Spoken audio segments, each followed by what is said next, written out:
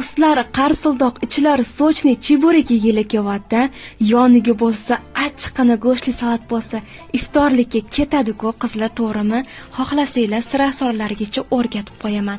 Demak, elangan unga bir osh qoshiq olma sirkasi, tuz, yog', asosiysi qaynoq suv solib, qattiqqina xamir qorib olamiz. Iloji boricha uzoq tindirib olib qo'yamiz. Sochni nachinka uchun qiymaga qirg'ichdan chiqarilgan piyoz, ziravorlar, kashnich, suv solib aralashtirib olsak bo'ldi. Tinib olgan xamirimizni yupqa qilib yoyib olib, nachinka bilan to'ldirib, chetlarini yopishtirib olamiz va ko'pgina yog'da qizartirib pishirib olsak bo'ldi.